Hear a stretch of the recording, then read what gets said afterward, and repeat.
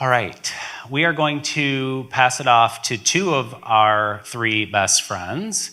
On the screen you see researchers who we've partnered with the last 2 years and who not only know the work, but they contribute to the work so deeply over time, all the time. So on the screen you see Dr. Allison Fox-Resnick, Dr. Amy Noel Parks, and Dr. Angela Chan-Giroux. Today we're joined by Amy and Allison, who are going to support us in helping tell the story of the work. We are so grateful for their partnership and the expertise that they bring to the work every single day. Let's give a warm welcome to Amy and Allison.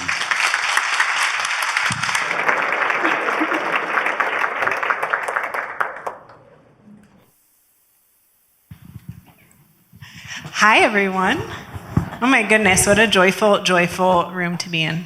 100%. Yes. These are my favorite people. Absolutely. Okay, we have a lot to do to tell our story, and so we're going to jump right into it, if I can get this to work. Okay. We're going to tell our story in 2 parts today. One part is going to be the shifts we've made for kids in classrooms. Then we're going to take a break. Then we're going to tell the story of the shifts we've made for grown-up learning across the state and how that's why we're seeing shifts for kids. So that's our 2-part story. And we're going to tell the story in a really particular way. We're going to have your voices tell the story. And then we're also going to bring in a teensy bit of research to say, this isn't just us feeling this. This is backed up across the country in study after study that this matters for kids and that the way we're doing it is going to keep building and keep impacting kids and teachers across the state. Okay. I want to ground us here. Take yourself back to when you were a kid. What did it mean to be a math learner? Think about what words or phrases come to mind for you. You might think about some of these questions that are up on the screen.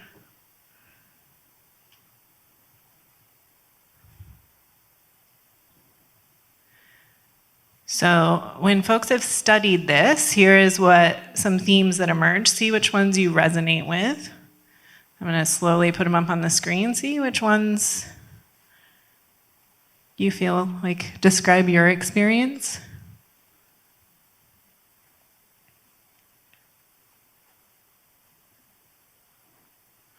I hear some agreement murmurs in the room.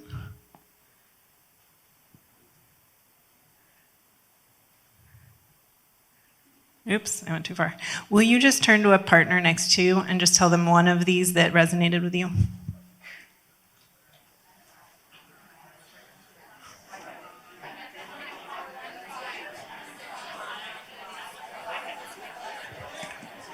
Okay, seems like it was hard to say one. Let's come back.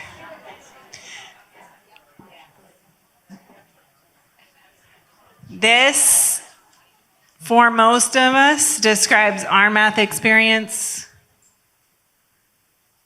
It also, for a lot of us, at least for me for sure, describes how I initially taught math also, okay? So that's the next question is, what did it mean to be a math teacher when you were a kid? Just think about what words and phrases come to mind.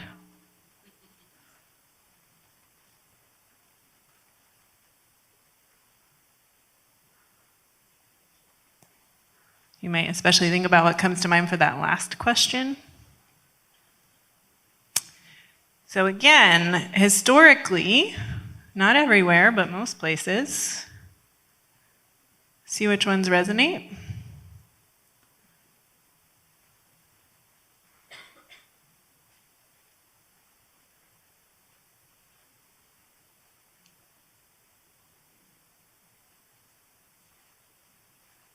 Go ahead and tell your partner one thing this time, just one. Which ones resonate?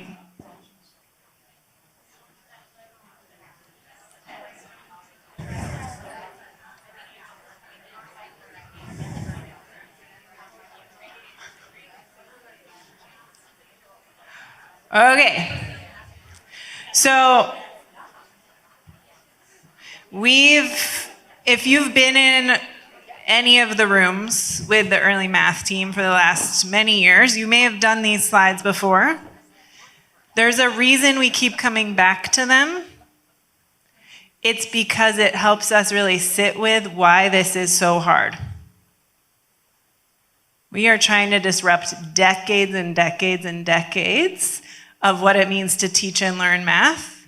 We're trying to disrupt everything we experienced as kids to learn a really different way to support kiddos to love math and be creative, flexible problem solvers in their classrooms, right? These are big shifts we're trying to support. So, as Jess put up earlier, these are some of the big shifts we're trying to support. It doesn't capture everything, but these are the shifts we're going to use to frame our story today. And again, for each of them, we're going to think about what stories can we tell around the room about the progress we're seeing in these shifts. And then Amy's going to jump in with a little bit of some research nuggets about why we know these shifts really matter and why we know this growth we're starting to see in these shifts is really, really exciting. Okay? So, we're going to jump into the first one. Am I? Yes. Yay. All right, so this first one, teachers delivers information and strategies moving toward teachers responsibly facilitate student sense making. And I want to say first, I was in Plymouth Canton this week. It's been an incredibly long week, even though it's only Wednesday. And there was a teacher there who said, "This is not the way I learned math when I was in school." And this child was 23 years old. She was younger than my oldest daughter. And I thought, this is we have been working on this change since I was 23 years old and was a third grade teacher. It is hard work, it is slow work, but never have I seen so much progress as the last 5 years in Michigan. And it is largely due to Rusty and Jess and Trish and Sonia and Allison, who are thinking in these system-wide ways. What does this mean for not just one teacher or one school to make this change? But what does it mean for us as a state to do this? It's so powerful. Okay, so can I get the next slide? Yay. So this is where we're gonna turn it over to storytellers in the room who are doing the work on the ground to make this happen. And I think Trish is going to take us through that. Yes, thank you so much, Amy and Allison, for bringing the shifts to life for us. The really important work, yes, we are working from the words that were on the left and trying to move towards the work on the right, but the real work is happening in the schools and classrooms across our state. So throughout our time together today, we're going to be sharing stories from the people that are wearing the cool math shirts, or in this particular case, we are so fortunate to have the classroom teacher present with us today. So I have chills just thinking about that. So our first artifact that really focuses on this shift around teaching in a responsive way to facilitate student sense making comes from South Redford Public School District, and that's in Wayne Risa. Our teacher's name is Amy Buska, and she teaches second grade. Amy, would you do us a favor and just kind of introduce us to the clip that we're going to see on the screen?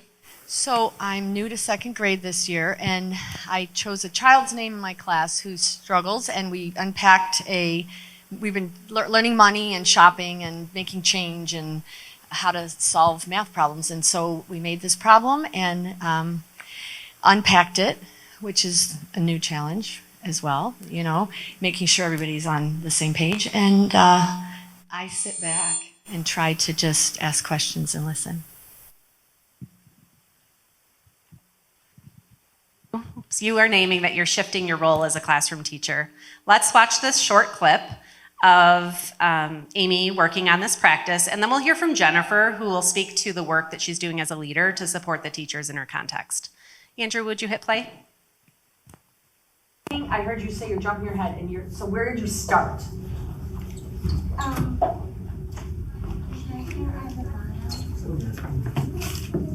the bottom. You say it's on the bottom. Okay, you probably can't see it. That's why I'm just having you. Let's see. press the Okay. X. You're from the X. What's the X? Okay. So you have 5, 25, 25, 25, 10, and 10. Okay? So you started at 5, and you're just putting out money, but what's this number, is that a number over there? That's 85. Where did 85 come from? Because, oh, I see 85. What did you say, Kemi? Kemi sees something. Like 85. You know, it'd be like 25 is 75, and plus 10 is 85. Right, but I'm not sure where these 5s and 25s came from. Where did those come from? Anyone guess where those came Oh, from? from the quarters. From the money? Is that the money that I drew up there? Now I get it. Now do you guys get it? Yeah. Okay, so there's her. So how can we write this out a little differently? Well, like 85 comes out like 55 plus the 5 and 25. Okay, so Lara, since we keep moving this up, we've got all this space, it's beautiful space for me to try to scribe what you're doing instead of us keep going back and forth. So, am I right that we're gonna start with the 5 and the 2 25s because that's the points I have? Am I right? So I'll write 5, 25, and 25. That's what you have at the bottom. Does that look like our number line? No. Because Does it look like, well, what do I do next then?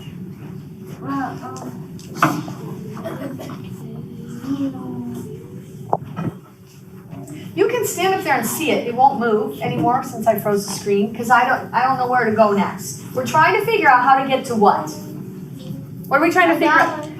$1.50. So you had some other numbers. What was after that 25? I think that's 5. And those were coins? So you had another 25 there and a 2, 10. 10 and a 10. So what do I do with all these numbers in this line? Add these all up. Add them all up. Okay, so how would you start adding these? You're doing it right now. What are you picking out first? I'm picking out the 25. Why? The 25 is a great place to start. It's a big number. yeah. It's what we've been doing in number corner. Yes. So if I look at these 25s, how much do I get? 75. I get 75. 75 Okay, plus so everybody 5. sees that. Now where are you gonna go next? You're gonna go to that 5, and that would bring us 80. is equal to 80. Okay? And then plus Then we go to those 2 10s. We know 8 and 2 is 10. So that would bring us 100. But what's 100 representing today? $1. $1. 100 cents is $1. How much?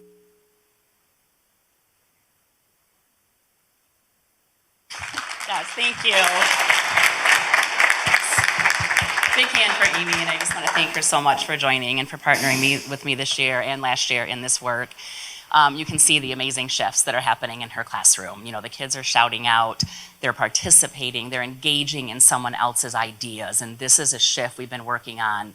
And you can see this is how business is done in Amy's classroom. This is math every day in her room. It is not sitting in isolation, doing a worksheet, having my strategy, or even just one kid putting their paper up and going, look, that's how I did it.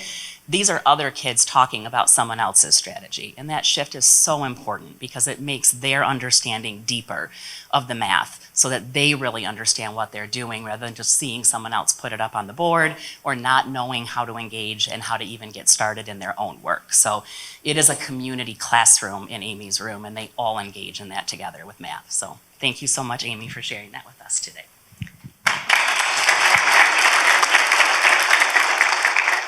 Yes, thank you, Amy and Jennifer, for giving us a lovely example of supporting kids and making sense of the mathematics inside of your classroom. Let's hear from a couple other leaders in the room that are willing to share around this idea of helping kids to make sense. Like, what's happening in your context? Why does this work matter in the schools that you're working with? What specifically have you seen? Or why is this work so hard? Who's willing to share? Thanks. Please tell us your name and where you're from as you speak. Hi, I'm Chrissy Cullum, and I'm from the Upper Peninsula, so I work at Marquette Algerisa, And I've had the pleasure this year of working with 4 different schools in our area, bringing Number Corner. And I wanted to tell you a little story about a 5th grade teacher this year, brand new to Number Corner, brand new to teaching, and she's just very, very overwhelmed. And I remember meeting with her and the other 5th grade teachers at her school, and we were talking about Number Corner, and she started crying because she's like, I'm so sorry, I'm a failure, I am overwhelmed, I haven't even done anything yet. And she's, hearing stories from her coworkers, about how Number Corner is already making a difference in their classrooms. And so I said, no problem.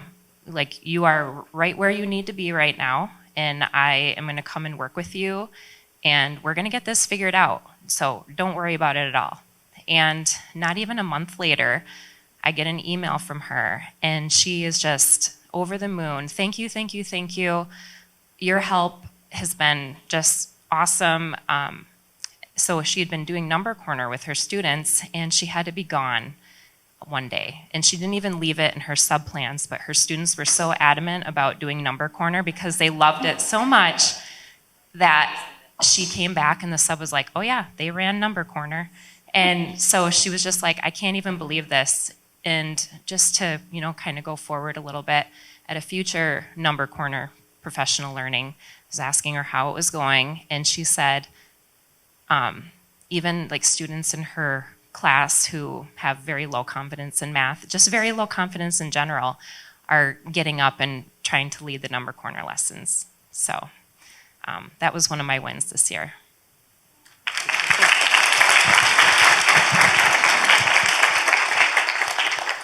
Thank you, Chrissy. You are not only lifting the importance of helping students to make sense of the mathematics, but also the design principle of messy collaborative experimentation. You didn't say, let me show you how to do that. You named that you tried that on together. Let's figure this out together. That's a really important way that we're shifting our roles as leaders, as not the knowers of all the things, but instead of someone who will help a teacher to figure it out, or help a grade level or a school to figure it out. Thank you for naming that. Let's hear from one more leader, or teacher, or principal. Perfect. So Jennifer and I have been working together for 2 years. And, sometimes she gets down and says, some of the teachers are being really resistant and they don't want to do anything. And I had to go back to her after doing an evaluation in a classroom of a 3rd grade teacher who will appear to be very resistant. But then when the door shuts, she does her thing. And so she ended up doing the CGI work. They were doing perimeters. She was sharing. I was almost crying. I was so excited because, they had the perimeter activity, like you have guests and how are you going to seat them? And each child she brought up had a different way. And I loved listening to the kids saying, oh my God, I didn't think about that way. Oh, that's pretty good. I could probably fit that in my room, in my dining room, and just all of it, come together. So you can't give up, and you can't always, criticize the ones that are the resistance, because they're sometimes in the background just listening. They're gonna do it their way in their time. So that's what I've gotten out of it. So thanks.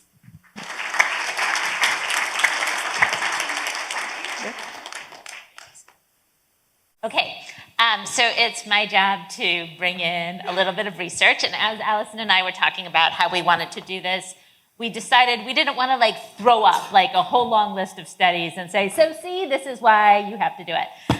Instead, we thought we'd just look at tiny little tidbits from a variety of studies to sort of show how this argument is being made in research, in part because I think sometimes people in other communities look at the math community and they're like, well, they're having so much fun, they must just be vibing it. But we're not. This is actually grounded in work that has been done over many decades.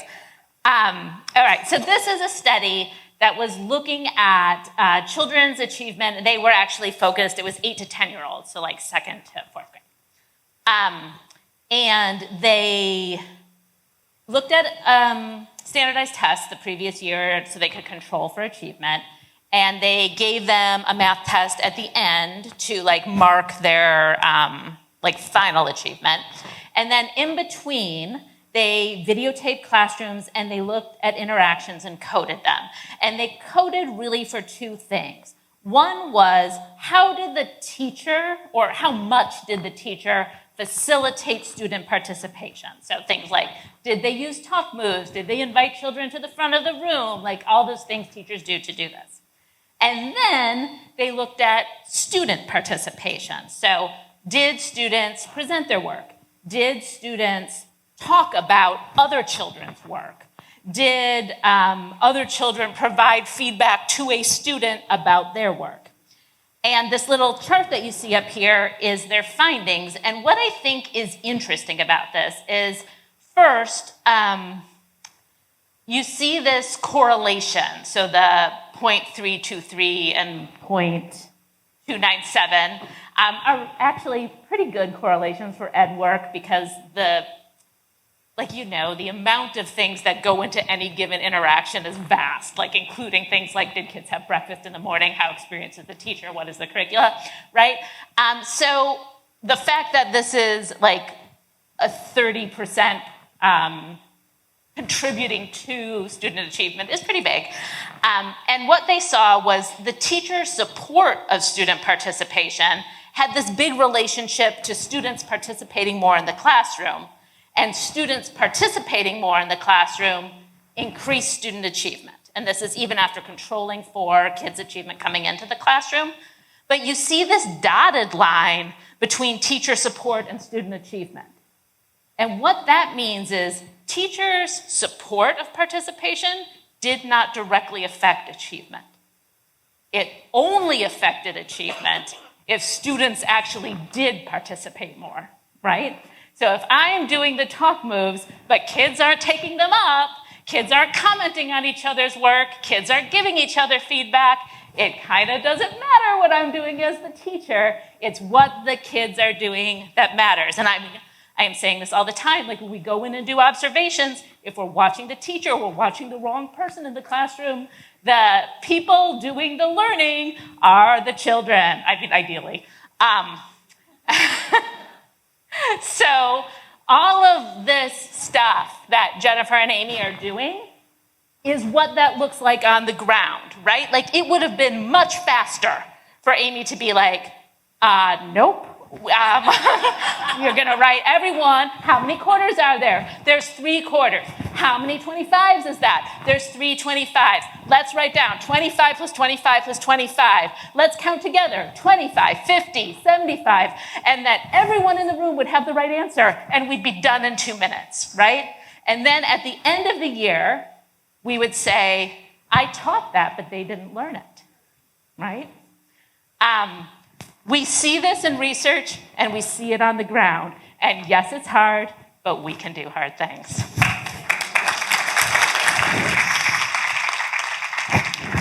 This is words from the study, but I don't need to say it because I just did my whole little routine on it.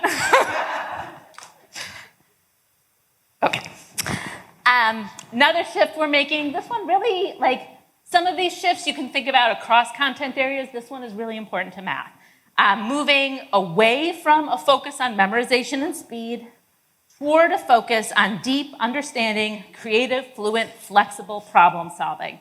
And I want to point out in like the spirit of what we're not doing, what we are doing, no one here is saying children shouldn't know how to add and subtract and multiply.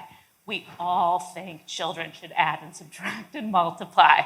What we are saying is their mathematics will be more powerful in the long run if they learn to do it fluently and through numerical sense-making than if they just blind memorize 81 different facts. It's just a difference in like what we think this foundation should look like. Okay, so what does this look like?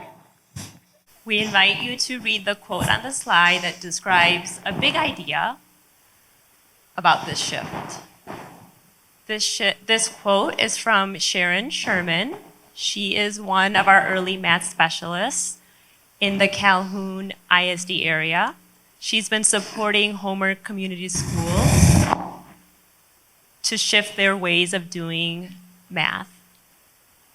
And Sharon has a beautiful story related to the student work that you see And she'll describe how teachers and students are shifting their ways.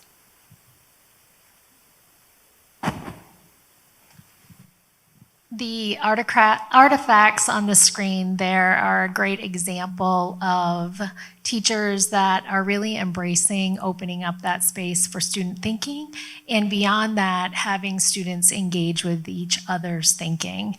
So this came from a learning lab experience where our first opportunity in the classroom to do a lesson together, the students were all producing the exact same work. So all of their papers looked the same, their whiteboards looked the same, because they were used to just copying the way the teacher had taught them how to do it. And so this was a celebration for us that their boards looked very different, and the ways that they approached that was very different. But the one that I really want to highlight quickly is that one in the middle, because that student had a partial strategy, and that student was doing some really hard thinking about the number 50. And I asked him what he knew about 50, and he said, I know that it's 5 tens. And so he brought that up to the front of the room, and the rest of the class asked him questions about why do you have 5 tens there and not 50? And someone said, well, you could just count by tens starting at 34. And so this organic conversation happened in the room, and the three of us were just sitting back watching it happen. And it was pretty amazing to be a part of. But I think that when we honor their voice and we honor their thinking, then we are really opening up that space for them to make sense of math and to feel valued as a mathematician and a doer of mathematics, and not just a participant in the room.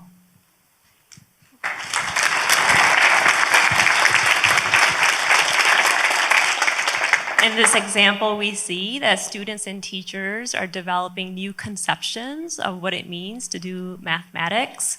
Kids are supporting each other in collaborative and collective learning.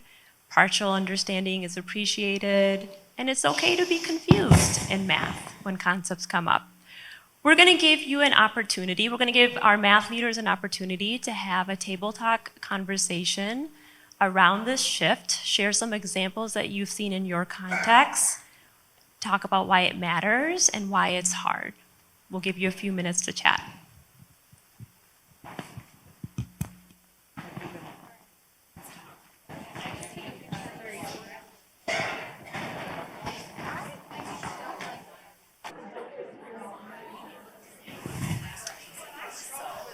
We're going to hear from a couple more math leaders. I'm going to introduce Beverly George. She is a math leader at Sanilac County, supporting 7 school districts at Sanilac. Don't get too excited because it's a small rural district. We don't have thousands and thousands, but I'm still excited. This is what we do. I was just mentioning that the shift that we've seen has been pretty much a culture shift, because we've gone from students being afraid to have the wrong answer to students that are like inviting like ideas and other ideas, and I don't quite get that, and it's just been really, really different, and it's been really exciting to see that students aren't worried about getting that wrong answer like they historically have been. So.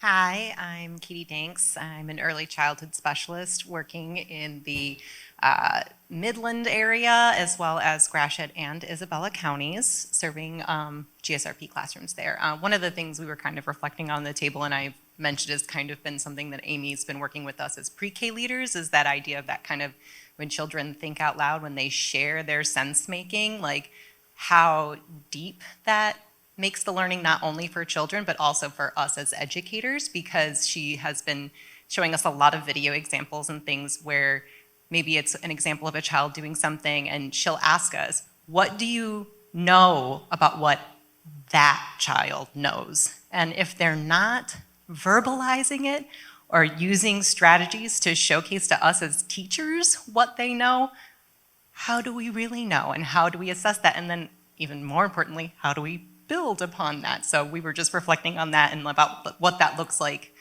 in the pre-K world too.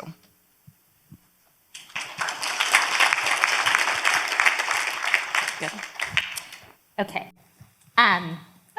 So I brought my computer so I can see this because I'm old and I can't see the numbers from far away. And I know this graph is a lot. Like, I've had some conversations with Allison about, like, am I really going to show this? But I am, because it's one of the few studies that looks at fact learning over time. So if we do a study and we're like, okay, here's where kids are, and then we do this drilling on the computer, and 6 weeks later, it's all improved. Like, we can show growth in 6 weeks. We all know that. But what we're trying to do is actually build, like, learners over time, right? And so this study goes from kids who are 7, that's so in the little boxes where it says 7+, all the way up to 12. So that's one thing that's happening here. The other thing that's happening here is the A, B, and C in each rectangle are the kinds of facts. So the A column, or the 8 point in time, is combinations to 10. The B point in time is 10 to 20. And the C point in time is 10 to 20 single-digit addition. So problems are getting more complicated. The percentages at the side are what percentage of kids are doing each thing. And now this is, and the 2 sets of rectangles, sorry, are above average children and below average children as marked by standardized tests. So then if you look at the colors, this is really what I want you to notice. The grayed out color that, like, is in the 7+ top rectangle, that bottom triangle, that is known facts. So these are facts the kids have memorized at that stage. The dark black color is counting on. So they're getting the facts, but they're counting up to get them. The stripes are errors. The white is derived facts. So these are things where I'm saying 7 + 6 is 7 + 3 is 10, 3 more is 13, right? And so if you look at when the kids are 7 and the difference between above average kids and below average kids, you see kids who are below average, unsurprisingly, are making lots and lots of errors. They have a small part of known facts and a little bit of counting on. They have almost no derived facts. And then when we go to 8, we see kids who are above average have a ton of derived facts. They haven't memorized those facts. They're figuring them out from their sense making. Whereas the kids at the bottom are now getting the problems right. They're actually not having errors. They're mostly counting on to get them. They have a few memorized facts. And as we go across the years, you see more and more of the above average kids moving over to either entirely memorized facts or derived facts. Whereas kids below average, you see them still, they do grow in their known facts, so they do come to memorize things, but they're really relying on counting all more than derived facts. And while counting all is a really great strategy in pre-K and K and even 1, we really want to be moving kids away from that, because derived facts are when we learn about the place value system. They're when we learn about composing and decomposing, which will matter later in algebra, right? Like, we're laying this fundamental understanding of mathematics that is going to pay off later, which is what I think this chart shows. And so when we get real wrapped up in memorization for little children, what we forget is we're trying to build a strong foundation in the primary grades that they're going to be able to build their mathematics learning on later, not like get their little ice cream on the door like when they're in 2nd grade, right? Like, yes, we can get kids to memorize facts. Like, I outweigh most 2nd graders. I can get them to do almost anything. But it's not hard. But what we want to do is teach something that matters. And it's harder and it takes more time. Okay. it's my favorite part. All right, so we are moving away from repetitive practice that is disconnected from the real world toward joyful, playful exploration and application grounded in students' lives and interests. We were talking, the team and I, about ahead of time about what we noticed in the pictures as you were coming into the room. Sonia said she noticed how visible kids' thinking was in them. I thought that was true, but what I noticed was kids' faces and bodies, right? Like so many children, like smiling, relaxed in their body, looking like they wanted to be there, looking like they were proud of their work. And something that I think sometimes we forget, even those of us who work with children a lot, is that they are in fact children, right? Like these are, like I work with young children, so 4, 5, 6, 7-year-olds. Like they are not factory workers. And so if our classrooms look like children are like working in the old-time sweatshops, like, I don't actually care what they're learning because, like, you shouldn't be treating a 6-year-old like that. And so the good news is children learn math better when they engage in joyful exploration, and they get to act like they're children, which is, I think, an even bigger moral imperative.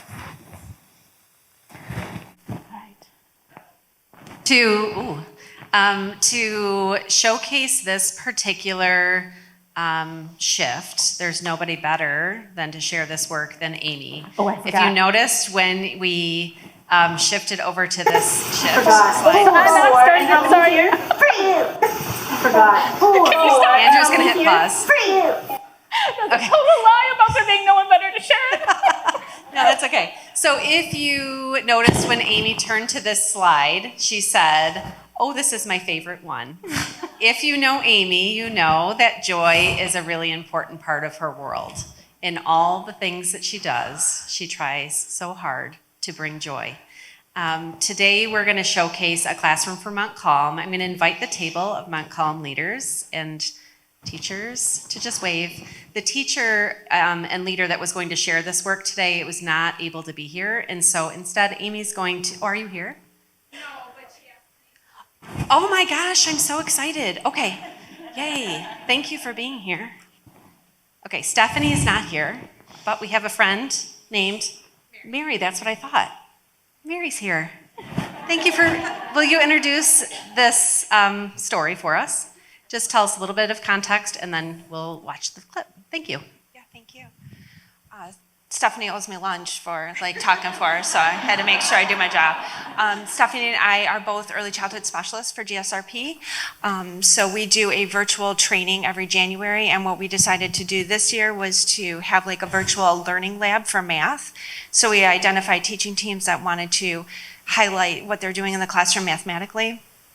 This lead teacher, Amber, is doing a small group, and she was doing the clothing study, so she decided to have the kids use their own mittens to introduce graphing, and what she was specifically looking for was one-to-one correspondence with the children while they explore the graph and their mittens. And while we did this virtually, we set it up so that everybody got a chance to have breakout rooms and then talk about that, which we got such great feedback from all the GSRP teachers across our county because they really don't have a lot of time to really never get into other people's classrooms, especially in a different district, and see what they're doing. And they had great conversations about this. Okay, can I say one thing too? Yes. So we're gonna show really the heart of the math in this video, but one thing we're not gonna show as the result of this is this earlier moment where this little girl completely refuses to put her glove down on the mat. And instead of getting mad or saying she has to, the teacher's like, oh, cool, you don't want to put your glove down. You know what we can do instead is use this Post-it to represent your glove on the graph. And it was, we've talked about moments that made us cry. This really was one of those moments for me because it was, you saw this place of the teacher being responsive to the child, right? Acknowledging she did not want to let go of her glove right now. And then using that, not just to not interrupt the lesson or to make her feel bad about it, but to increase the mathematical load, right? Now they have to use the Post-it note to represent the mitten. It It was just such gorgeous teaching, and like one of the things I'm really grateful for with all the videos you are taking is like inviting us into these moments. So this is what happened slightly after that. I forgot. Four. And how many here? Three. Because we have to count Maise's glove now too. 1, 2, 3. Which side has more? Yeah, this one has more. Which side has less? Yeah, less means not as many. There's not as many mittens. Only 3 mittens. We have 1 more glove. 1 mitten, 1 glove. 1 mitten. Can you go to Miss Tracy's room, please? 1 mitten, 1 glove. No more mittens, but 1 more glove. I had 1 extra glove on this side. Now, I want to remember this data. I don't want to forget how many gloves and how many mittens we had. So we're going to trade out all the mittens and gloves for a sticky note, because eventually we have to put these away. Let's check our data though. How many gloves were we supposed to have? 1, 2, 3, 4. But how many were here before? 4. There were 4. Do we still have 4 here? Yeah. And we had 3 here, Riker said. Do we still have 3 here? Yeah. We do. 3. Now we can put our gloves away and we'll still know how many gloves we had and how many mittens we had. We're going to take turns writing numbers. 1, 2, 3, and 4. 1, 2, and 3. You hold this one. You hold this one. This is an extra one we traded. Isaiah, will you write a number 1 right here? Yes. So there's 1. Number 1. And then pass it to Sadie. Sadie, will you write a number 2 right here? Do you know how to do it too? Around. Go ahead and do that. Okay. Will you pass it to Riker? Riker, can you do a 3 right here? Now I'm going to hold this up. I'm going to hold this up. You guys can look. Oh, back up a little bit though. Pretend we're at large group so everyone can see. Let's make a little circle. How many gloves did we have? 4. How many mittens did we have? 3. Which one has more? 4. The gloves, 4. Which one has less? 3. The mittens. You're right. Now, my next question is, does your hat have a pom-pom or no? Can you go get your hat and we'll answer this question?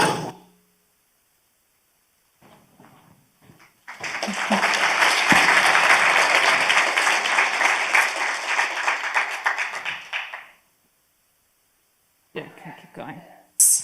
By completing a Slido. So if you'll grab your phones, virtual audience as well. Why does it matter to create opportunities for children to explore mathematics in ways that are joyful?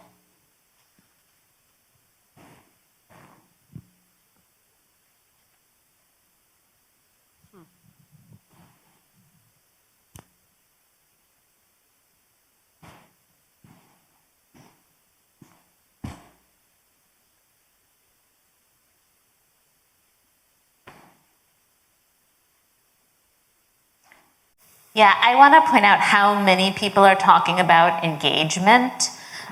Sometimes, like as we think about resistance, not so much in pre-K, but in older grades, when teachers are, let's say, anxious about having more exploration, having more movement, having more talking in their classroom, a lot of the anxiety is around classroom management, right? I'm like afraid of chaos. And of course, like we can support teachers in thinking about how do we put structure so it's not complete chaos.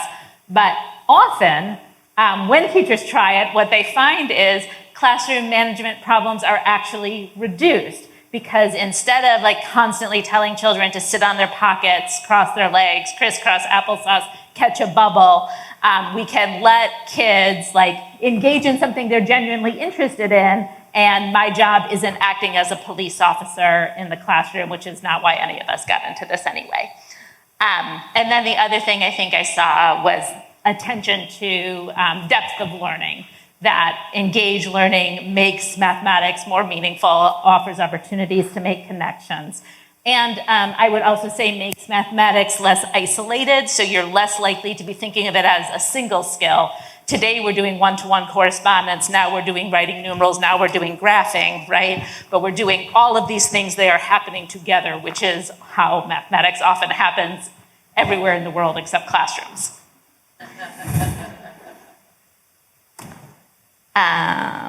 Okay, so here's my little research brief. This one has numbers, but it's not really so scary. This was a study where they did a pre-test, post-test math competencies. They did a play-based mathematics unit, what they called a training program, which is what you might think of as traditional instruction. I do, what is it they do? I do, we do, you do. And then a control where they did nothing, right? So like we would not expect the control to have much of an effect, because if you do nothing, nothing will happen. And what they found was that the play group achieved slightly higher.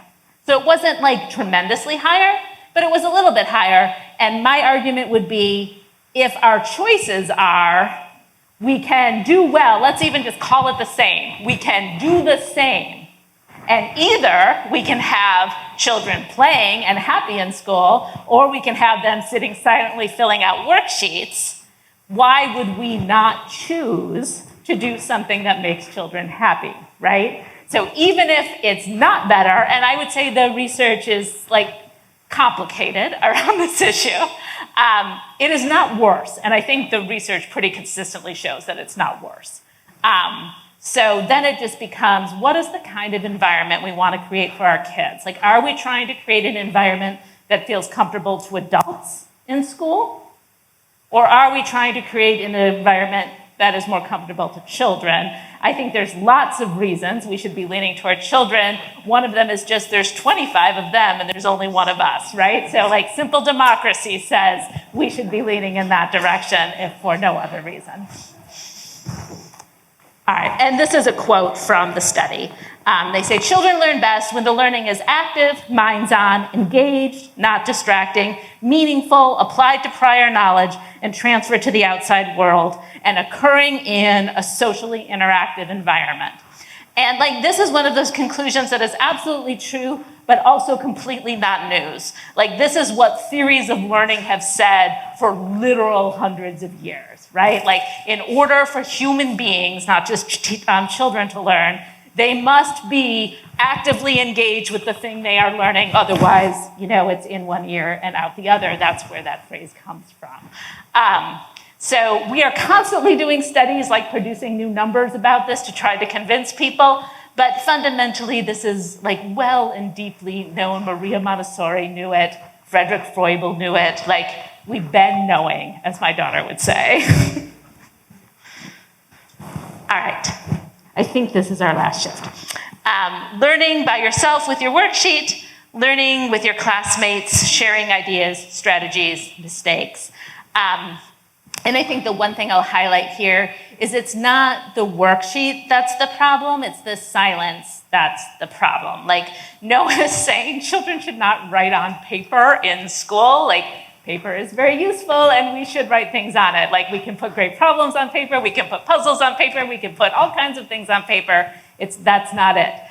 The thing that's it is, do you get to engage with other human beings as you're making sense of these problems, or are you sort of forced to be in isolation? Next, we're going to watch a video, a really fun video, where kids were given the opportunity to share their thinking and to learn from each other. We're going to hear from Robin Stark-Grable. She is a math leader from Newaygo County and has been supporting Grant Public Schools for 2 years. She's going to provide us with some background context. So I was doing the learning lab with our second grade teachers, and as we're looking at the next lesson in our curriculum, it was the first lesson in the geometry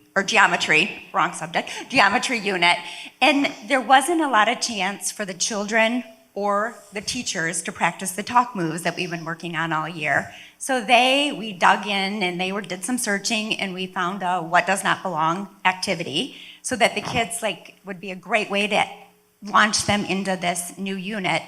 And they did a fabulous job. You could tell in this classroom that they are doing think pair shares. They are doing a lot of the talk moves we've been working on this year and introducing to them. So it was a fabulous conversation that I was fortunate enough to record, because it was just fabulous watching them.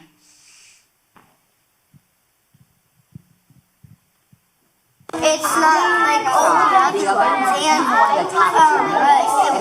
the square one is gray and all the rest are white. Yeah, but I have a different one. And that one with the 5 corners should not be in there because it doesn't have 4. Yeah, because that makes no sense to have one with 5 and the others aren't, and one that's gray with a little bit of stripes I can see barely. But not the same color as them. So that's what I saw also. Yeah, there's 2 different ones that should be in there. But the 2 4 ones should be in there. I understand that the square has 4 corners, but guess what?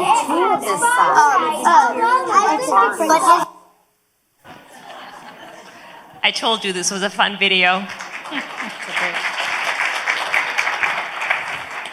How cool to see that math vocabulary is used in authentic ways to communicate and engage in each other's reasoning. This school year, our focus has been to transform math discussions in classrooms across the state. So I would say we have so many cool examples of educators and students shifting how to talk about math and how to engage in each other's reasonings. There are great examples in the yearbook.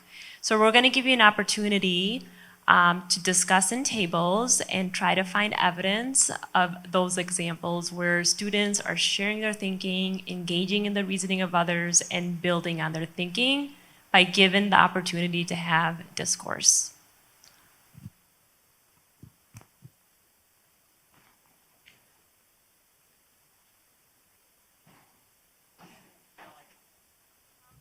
Together.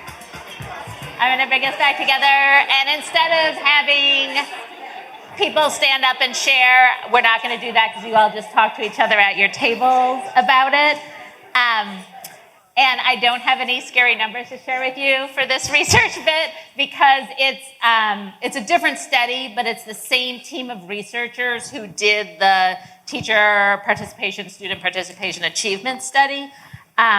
So this was another one where they sort of looked a little more deeply at that, and this is their summary of their conclusions. While explaining one's ideas was positively related to achievement outcomes in this study, the level of engagement among students with each other's ideas predicted achievement over and above providing explanations. Students who engage with other students' ideas at a high level by adding details to other students' suggestions, whether in agreement or as challenges, showed higher achievement than students who did not. So it is not just that I stand up at the front of the room and say, here's what I did. That doesn't move achievement very much. What moves achievement is other students seeing that, responding to it, agreeing with it, challenging it, and me as a student receiving that feedback from my classmates. But this is not to say that we can have to skip over that first part, right? Because for some teachers, just getting them comfortable with having a student come in the room and explain their thinking, that's our first stage, and that's great, and we should celebrate it. But we shouldn't stop there. We then need to say, great, we're doing that. Now what can we do to help students engage with each other's thinking? Because that's where, I probably shouldn't say this given Rusty's introduction, but that's where the magic happens, is when we get children really engaged with each other's thoughts. Okay, and speaking of Rusty, I am turning it over to you now, I believe. Thank you. We are not skeptical of you, Amy. What you're going to see on the screen is an opportunity for us to put a bow on the shifts that we are working toward for classrooms. The way we're going to do that is we are going to find a couple of friends, thank you, in the room. Hopefully one of those friends has a cool shirt on, pink or purple, and 2 other people that you are not seated at a table with. So we're going to have trios, 1 with a shirt, if we can make it happen, and 2 others that you might not know. You will introduce yourself, you'll say hi, you can stay standing if you're able. If you want to sit, feel free. Once you find your trio, you're going to have like a little campfire, and then you'll look back to the screen and the stage, and that will be the next set of directions. So we're up, find 2 new friends, and then look back to the screen.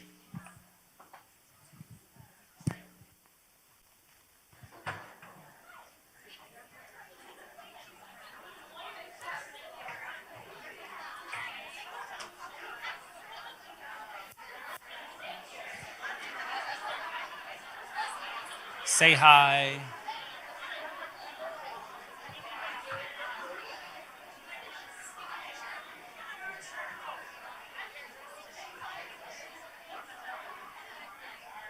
And come on, Travis, let's go. Hey, you know Robin, cheating. And 3, 2, 1.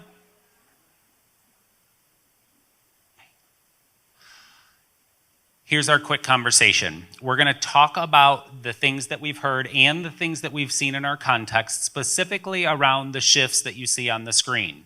So this is us kind of just stepping back and saying, okay, what are we making sense of in terms of these shifts? What successes are we seeing? Pages 8 and 9 in the yearbook, have them on there. If you want to look at them closer, feel free to use that. But the question that you see on the screen is the important one. How has this work in Michigan supported these shifts this year? What matters about how our system is designed? You're going to have a conversation. We're going to spend approximately 8-ish minutes here. Then we're going to collect minimally 3 from the group, and that will lead us into break. What questions might we have? You're going to have fun with your new friends. Go.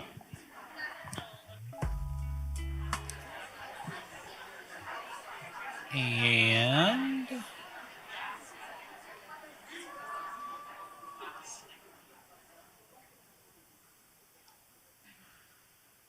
we could have talked much longer, and that's great. Let's collect at least 3 more is fantastic, but who might be willing to get the party started? Something you said, something you heard your partner say, or something you 3 or 4 talked about in general around these specific shifts and how we're seeing them come to life. Jenny can be 1. We're looking for 2 more. 2. 1 more. 3. And then we'll look for 4, 5, and 6. Jenny was 1. We talked about how this is a whole system. So in particular, we were talking about the value of the principals actually participating in the learning labs and the staff trainings and the grade level meetings and the leadership teams and everything else. By the way, thank you, principals, for all that other time that you didn't have anywhere on your plate to begin with.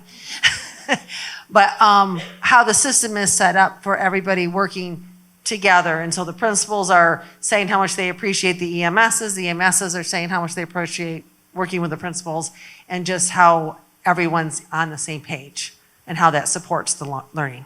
Yes, to transform classroom level learning for kids, it has to be intentional and systematic. One-off events are not going to get the job done, and working in isolation is also not going to get the job done. 2 claps for Jenny. You deserve many more than 2, but we don't have a lot of time. Number 2, thank you. As an EMS, I don't often get to speak with teachers from other people's contexts, so I speak to your EMSs, but not teachers. I loved hearing Heather talk about her students. They have experienced the curriculum of Bridges the year before they came to Heather. And so she mentioned that her students were teaching her the routines and the things. And as a teacher, if we can let that happen more frequently, and as an EMS, I'm going to be thinking about how am I letting the students teach me in ways I can do things better and different in my classroom. I loved being able to hear that perspective. Do it. Thank you for sharing. We've been working all year and last year on opening up space for kids. The more we do that, the better we can be together. And 3, Kate. I'm Kate Marie, and I'm from Jackson County. And Jenny spoke to the system, but I wanted to think about it like even broader. So when we're looking at the teachers deliver information and strategies, like even for us as EMSs and in the early math network, like Rusty and Sonia and Trish and Jess don't just deliver information to us, right? we are learning, right?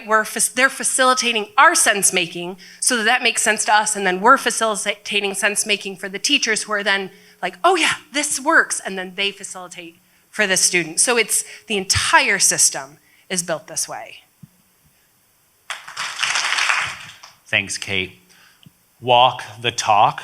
What works for kids learning and what we're trying to do there also works for adult learning and what we're doing here, right? And that's actually a perfect bridge into what we're going to do after break, because Dr. Fox-Resnick is going to lead us in thinking about the shifts for leaders, which Kate perfectly built the bridge to. We hope you have a lovely 15-minute break. We will come back together at 2:30. If you have a perfect shirt on, we will meet out in the lobby for a group photo. Everyone else, have a good break. We'll see you back at 2:30.